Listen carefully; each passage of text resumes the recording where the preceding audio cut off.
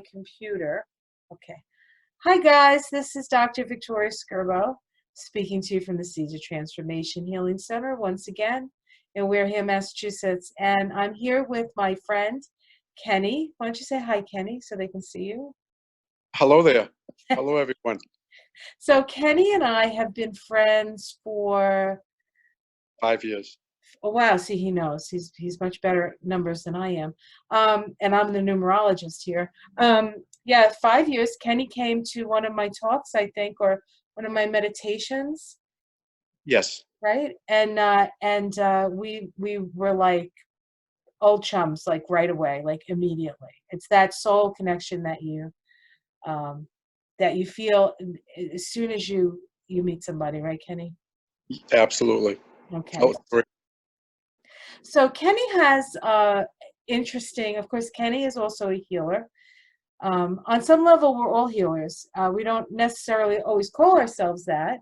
I have a doctorate, so it's easy for me to say that. But we all are here for one another in whatever way we can be. And well, if you're open to this, Kenny, would you be comfortable talking about maybe your spiritual journey, how you came to the place you are now, some of the things that you do, because you hold groups and you've done spiritual things on your property, right? Yes, I have. Yeah. Yes. Well, my journey started actually in 1987. And I actually was at that point where I hit a bottom. And that was the worst bottom I ever had. I was actually going through a divorce. I was actually running a business, and I was asked, or not asked, but told by the town I could no longer run my business there. And I actually had stopped drinking for a year. So it was like I was a mess inside. Yeah.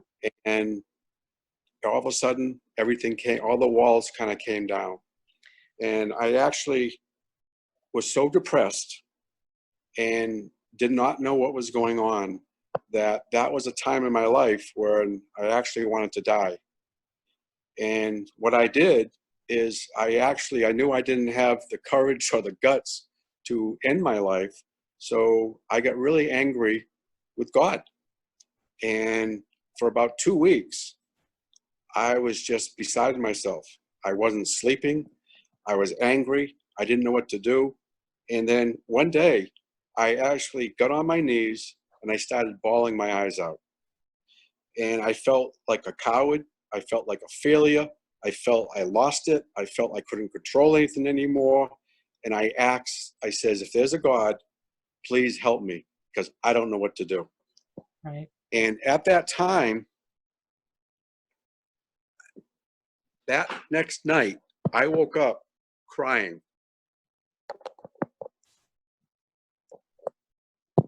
I woke up crying, and all of a sudden, a miracle happened. Something entered me, an energy entered me.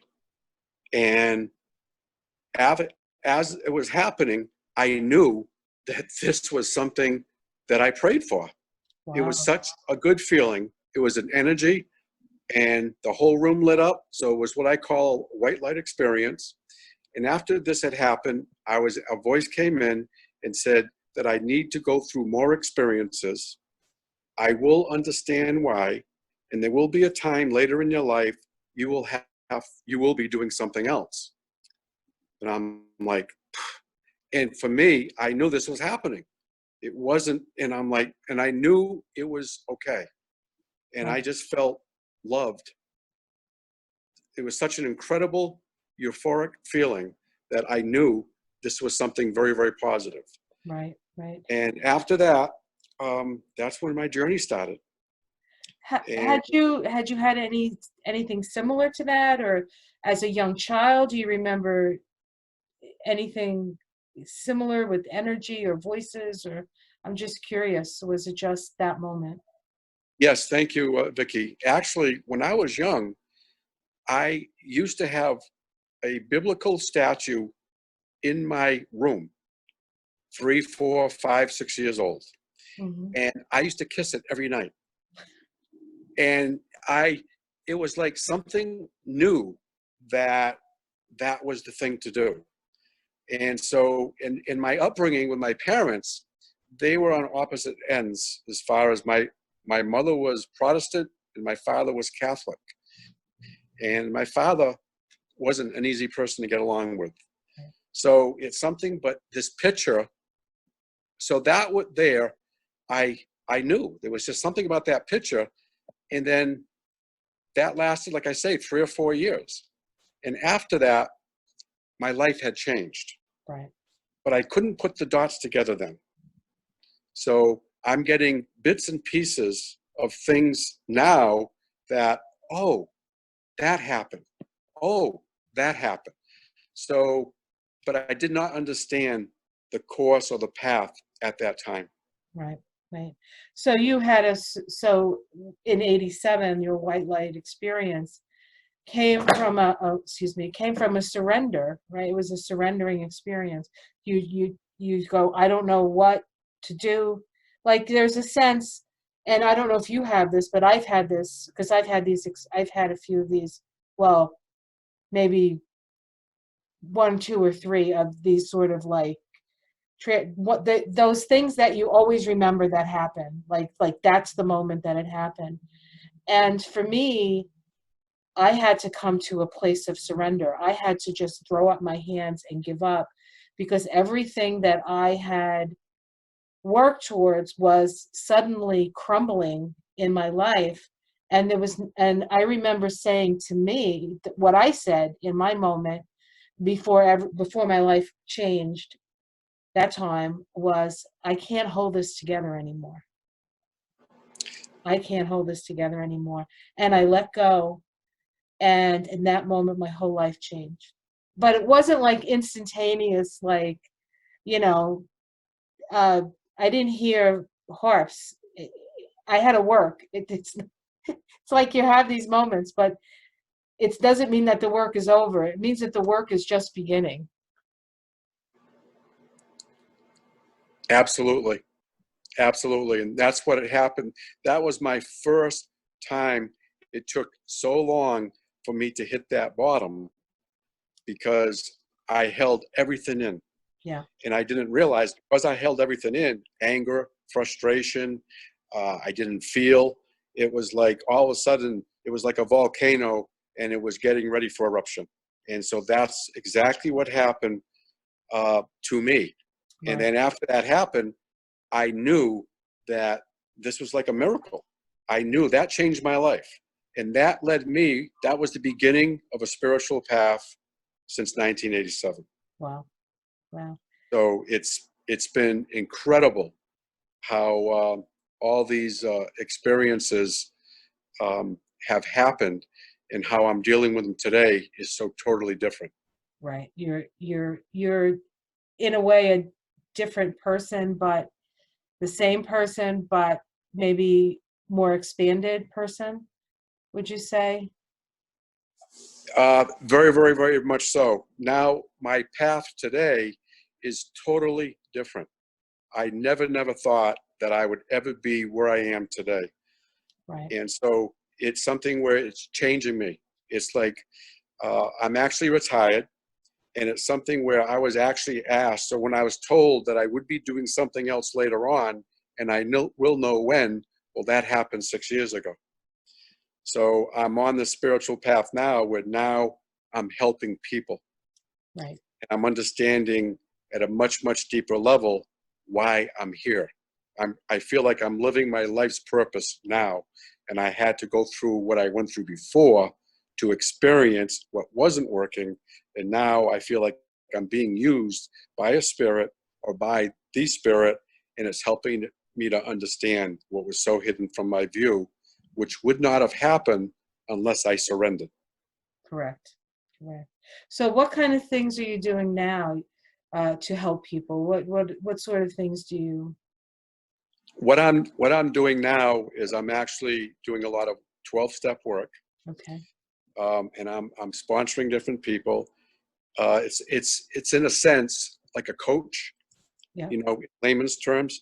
So because I've done so much work with 12-step and because of my experiences and the different workshops and the different things that I've done, it's led me to help people through what had happened with me, and I'm now helping others that similar things have happened to them. Right.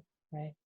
Are you finding that, especially it seems now, more and more people are waking up to their purpose? They want to know. They're tired of doing the same things over and over again and never, because I think, especially with 12 steps, and I'm not involved with 12 steps really, but there's this spiritual longing that I feel that many people who find themselves in 12-step programs have. Many um, people who are like alcoholics or drug addicts or even food addicts, they're trying to find that sort of euphoric place that you can only really find through surrender, right? Um, and so are you seeing more and more people sort of awakening? Is there more, seems to be more of a need for the type of coaching and stuff that you do now? Absolutely. I'm realizing that because I've been doing the work, I feel like I'm like a magnet. Yeah. It's like people find me. Yes. So I'm starting to realize we have an inner GPS, and when we are in alignment with certain things, people are connected to that energy. Right. Now, whether it's something we need to work through or if it's something that we've already worked through. So sometimes if I need to learn a lesson, well, I'm going to find the people that I need to learn that lesson with. Yes, you will. Okay. So that's why I kept doing the same thing over and over. Sometimes I would say, what's happening? How come people are the same way or whatever? That's because it was my mirror or my reflection. That's right. So sometimes that's how I learn. So Yeah. now I'm realizing there are no mistakes. That's right. There's different energies working through us all the time. So Yeah. that's what helped me to understand about the different energy fields and the different people. And sometimes the very things I don't like in others is what I don't want to see in myself. That's right. So it's something where, to answer your initial question about, and I apologize, I'm even forgetting what your initial question was. Me too. Don't worry about it. Okay. So, but Oh, my, oh, I know. Are you noticing more and more people? Are you noticing an inrush of this? exactly, because what I'm doing is I'm actually hanging out with a lot of people that are doing the work. Right. So it's something where when people are ready, that's when I can help them on to the next step or the next level. Right. So it's amazing that whatever we're working through, we seem to find the right book, the right people, we see the right movie, whatever it is. So those are what I call the spiritual messages. Right.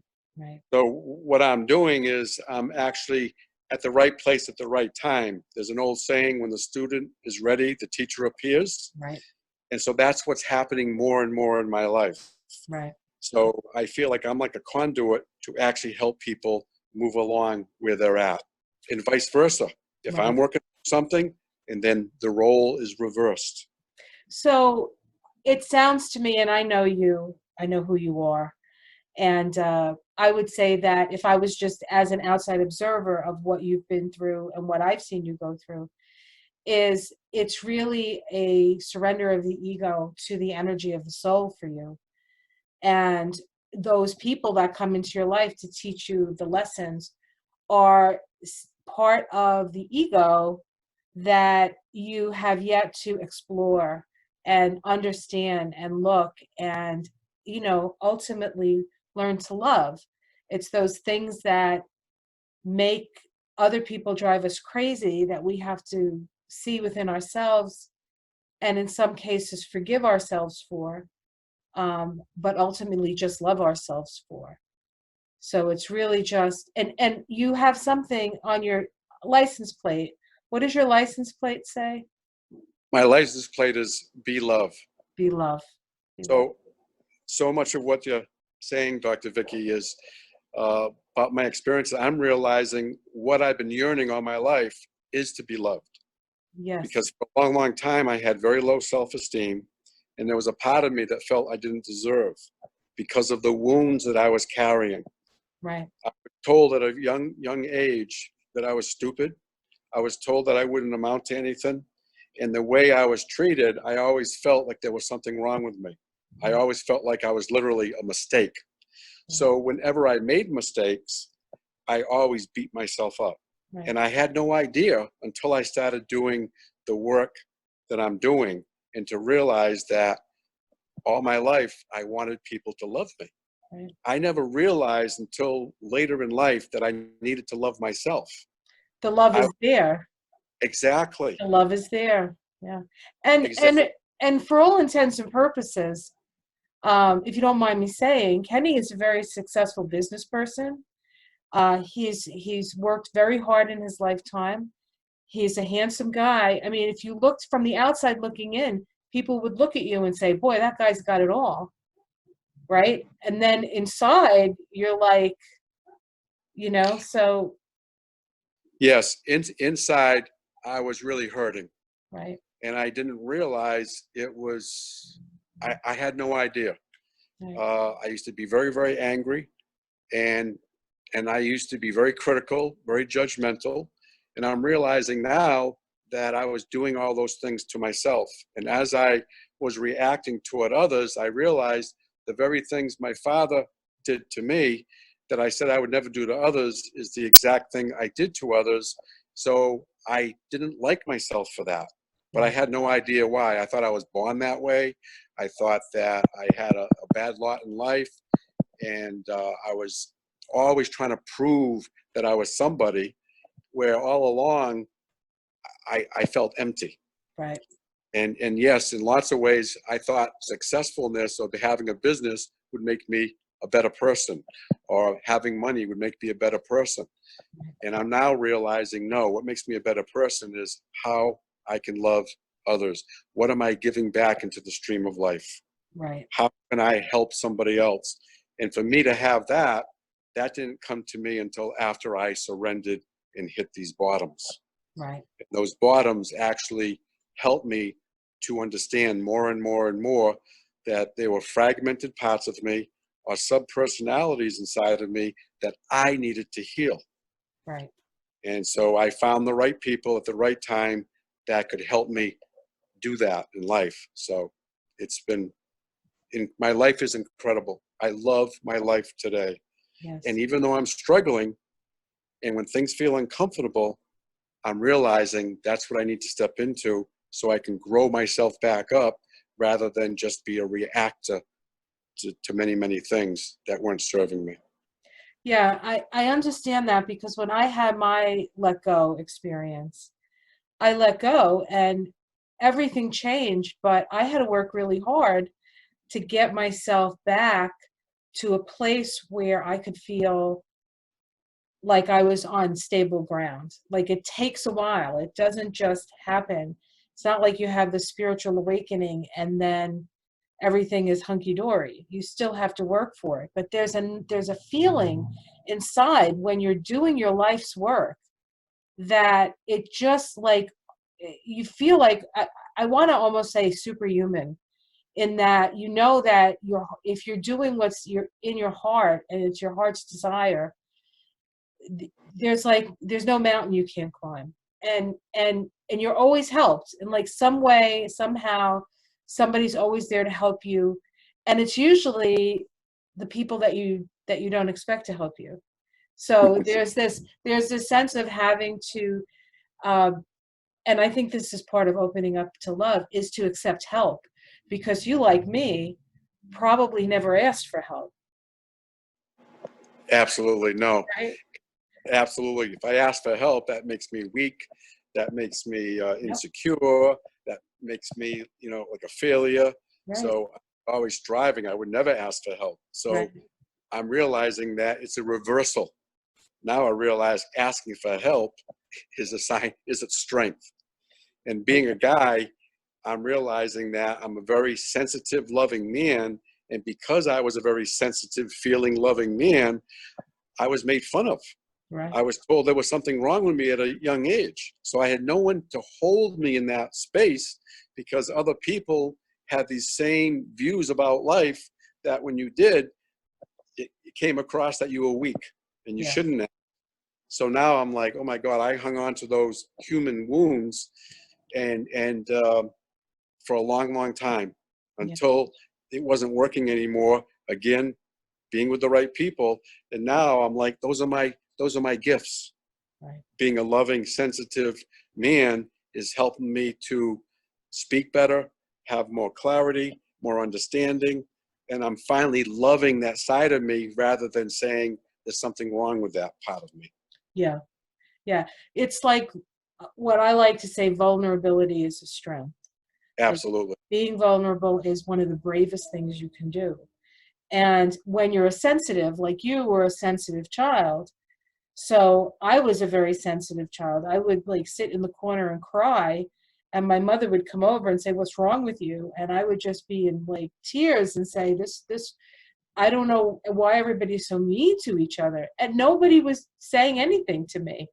I was just like, it's not like anybody said anything and I went in the corner and cried. I would just go in the corner on my own and start crying because I couldn't tolerate the the the coarseness, the coarseness of life. And then you have to build these walls and and I have to imagine it's much harder for a man, especially you're a little bit older than me. So it's even hard. Like you were even in a time when it was more indoctrinated to, big boys don't cry and man up and all of that stuff. And I think luckily that's changing. And I think that men are allowed and boys are allowed to feel their feelings and be accepted for that. And I think that's part of the just generalized healing of the planet as well.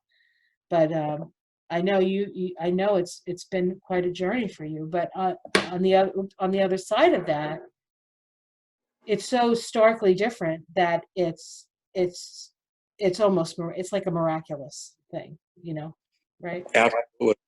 Absolutely. Yeah, The layers that I had to go through at different times of my life was extremely hard.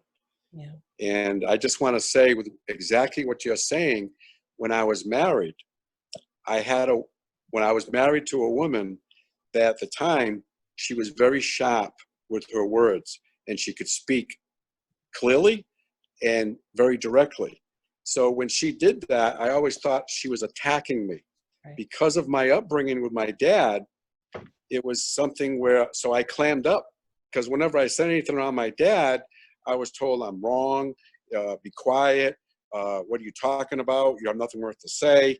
So that there, I learned that behavior. So when I got married, my wife, it was very difficult, which I didn't know at the time, but when she would talk to me, I'm thinking, my dad talked that way, so I'm never going to have a woman talk that way. Mhm. So I was disruptive with her.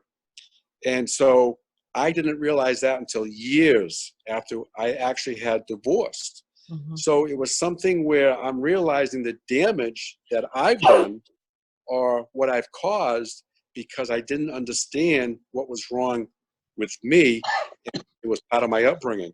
Right. So, and today I will say, my ex-wife and I, we talk really, really great. So Yes. it's amazing the turnaround, but unfortunately it took a lot of what we had to go through to learn some of these valuable lessons. Well, I think we are, like you say, you attract the lessons that you need to learn. And she obviously had lessons to learn in that as well, Um, we're all on this journey together. We're all walking each other home to a certain extent. And sometimes the walks are pleasant and other times they're like, Donnybrooks, not physical, but, energetic, verbal, whatever. But we go through those times. Um, and so there's this sense of, um, I think what I think one of the things that you talk about and that strikes me is that, when we grew up, being spiritual meant one thing, right? It meant going to church. Maybe not so much for you because you had a Protestant mother. I was raised Catholic. I was practically born in the church myself. But there was like being spiritual meant this one thing. And I think what people are realizing now is that, being spiritual is really just being willing to explore your own heart and what that has to teach you.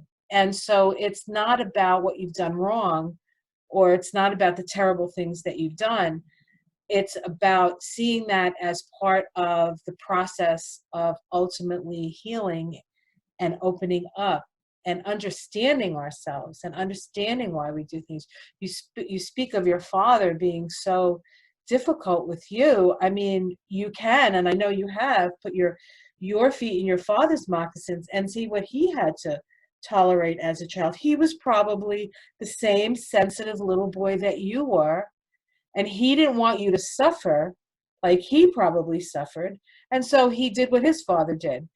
So I mean, it's this whole sort of it's like the same thing over and over again. And I know that you have a son. You actually had two sons, but your relationship with your son is very different than your relationship that you have with your father, right? So we do grow, and that gives me hope for all our futures. I know you're going to be fine, but like, just if we can find our way through this and realize that all these people in our lives, including the people at the top, right, the president, the whoever, the governor, or your boss at work, or whoever it is, all these people are here to show us things, to learn to love that and love them, and not judge them, right? It's about it's about not being judgmental, but having good judgment when you're moving forward in your life, right? Absolutely. Yeah. Absolutely. And getting back to my dad, I now realize that he was who he was. He couldn't do anything different. My father held everything in. So I realized that in my family of origin, that we were not a real emotional family. So my mother and father could not hold us in that emotional state. So I now understand that. So it's something where I've done a lot of forgiveness, where I did have resentments because I didn't understand what was happening and why I was reacting the way I was. And it's something where, and you were talking about my son, like one of my sons actually passed away. He had addiction issues and whatnot. And so it's something where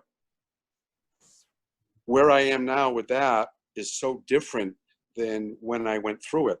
Right. And then my other son that now is still living, of course, we get along fantastic. It's amazing how many changes that I've been able to make within myself. And then I was able to see things that were so hidden from my view growing up because of the work I've done, that it makes all this work and all the pain and suffering that I went through worthwhile. Because I feel like I've given birth to someone that I love, me. That's right. And where I did not like me at all.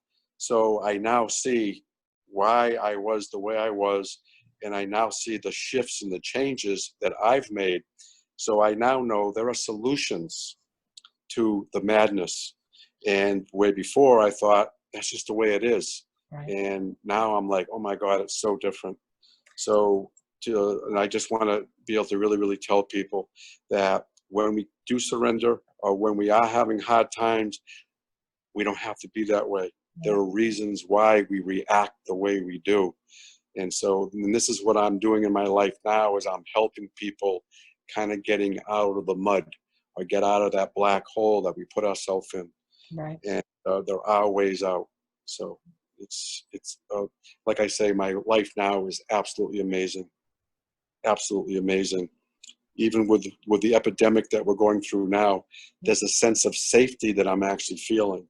There's a sense that we're going to be okay. This is just a storm that we're all going through. And so, and many people are at different levels of their healing process or what's going on. And it's a time now to go inside and realize, what am I really feeling? What's really going on? I can slow down. I don't have to keep go, go, go, go, go. So now, just like my license plate, be love, be where I'm at right now, be in the now, be present. And it's amazing being able to do that I can understand things. Now I've developed these skills that are so different and than the way I grew up. Right. I did not have good mentoring at that time. And I'm now realizing that this is why people will come into my life now, where I can be taught better ways of being and living and understanding. And now I want to live to be kind, gentle, loving. And I'm learning all the time. I make mistakes, but I allow myself to make mistakes and don't beat myself up thinking I should have known better. That's So right. it's really, really Yeah. a huge, huge shift. Well, I don't know. The Kenny that I know is a loving being. That's the only Kenny I've ever known. But I'll take your word for it as to who you might have been before. So, All right, Kenny. Well, this has really been great. Is there anything else you want to say or share if somebody wants to get in contact with you? Is there a way? I would be glad to talk to anybody if anything that I'm saying or anything I've said that that you can relate to, that you would like to talk about or share. I'd be more than happy to talk with you. Okay. So if I leave would you like me to leave your email? I have an opportunity to leave a contact for you under this video. Would that be all right, or do you want them to get you through Facebook? What would you prefer? Yeah, I would say leaving on my email would be fine. Okay. All right. I'll do that then. All right, Okay. Kenny. This has been, every time I talk to you, my heart gets bigger and bigger. I love you so much. I want you to know that you mean a great deal to me, but I think you already know that. So, You know that. and I want to thank everybody for bearing witness to this. It's an amazing story. You're an amazing person, and we just have to let go and let God. Thank you very much. Be All right. safe. All right, honey, you take care. And when we can hug, I cannot wait to hug you. I won't let you forget. Thank you. Okay, good. All right, Okay. honey, you take care. Okay. Bye-bye. Bye-bye.